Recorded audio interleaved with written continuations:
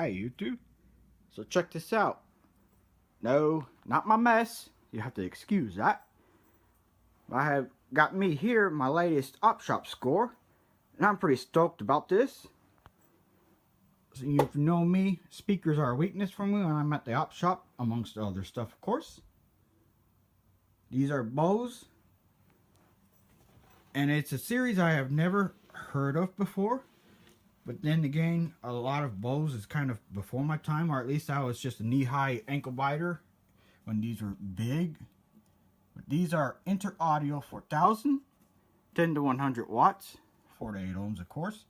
Now, to be honest, you know, 100 watts is pretty good enough as long as your speakers are great and you have a good 2-channel old school amplifier to drive them. But I'm pretty surprised. Always surprised with these BOSE, just like in my last video. You know, very, very good condition. I mean, I just can't believe for $15 total. So that's like $7.50 for each speaker. These look like about 10-inch drivers here. And a good old, maybe probably propylene tweeter. This one here, same condition. It's a little bit dirty, but such comes when you buy something from the op shop. I'm not worried about it. It'll clean up just right.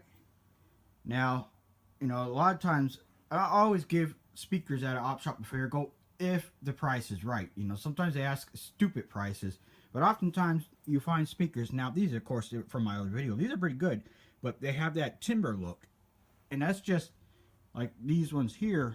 Like, you know, that's not 1980s look.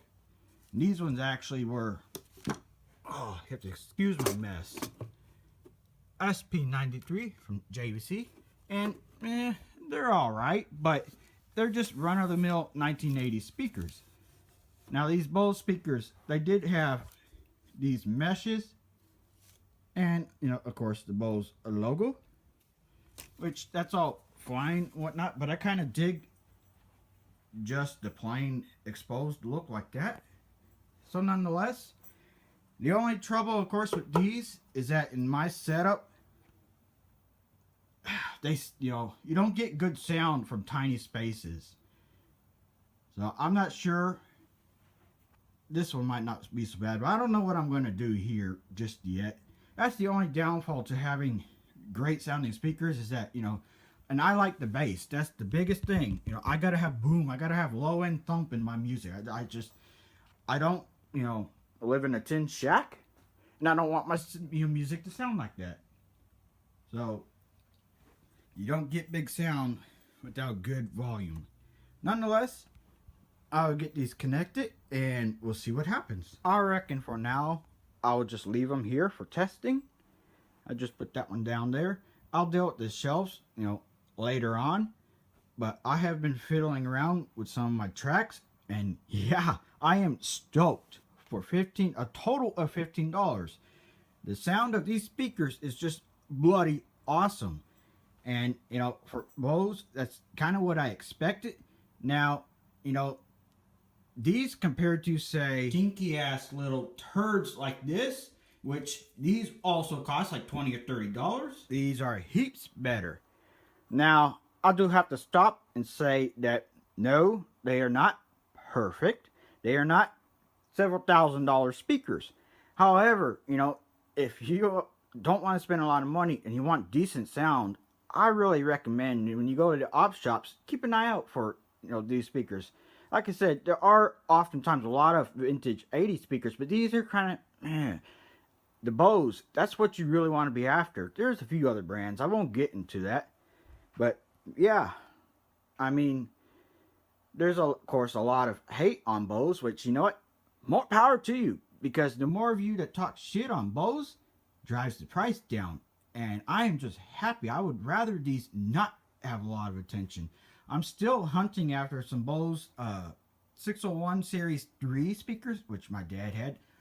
I always have fond memories of just crazy loud, beautiful sounds. But I'm not paying that price that, you know, you can look them on eBay. They're insane. And I don't know why. but there's like a lot. They're very popular in China, and they are willing. People in China are willing to pay overseas international postage on. I mean, speakers like that size. It blows my mind, but nonetheless, I got some simple, demonstrations here. Now, of course, you listening to these through this video and not being here in person won't really do these speakers much justice. However, I still like to do these just, for whatever.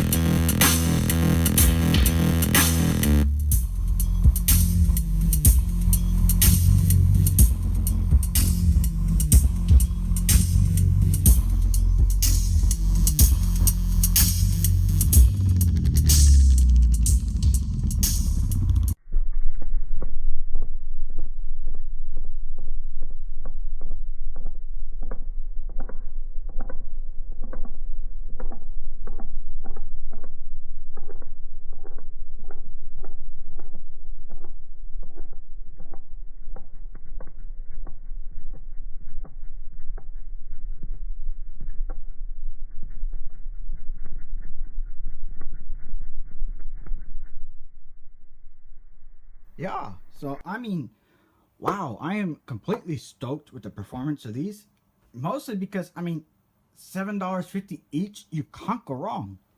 Now, I did hear a little bit of air rushing past this woofer, as well as this one here. And I reckon that, I wasn't 100% sure, but this was vibrating, this plastic ring. But that might be something that a little bit of glue and tightening those screws will take care of.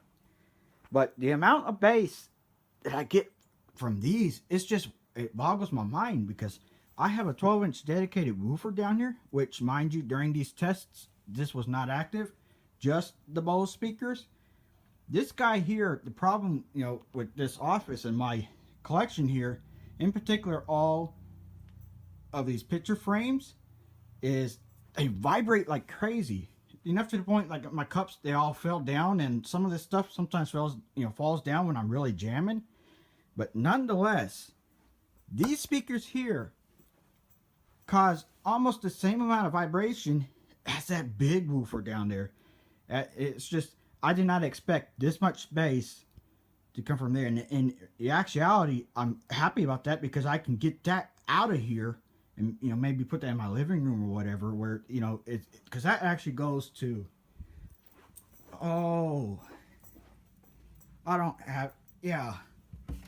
that actually goes to this, 7.1, whatever, blah, blah, blah, run of the mill, Anyways, getting back to the point.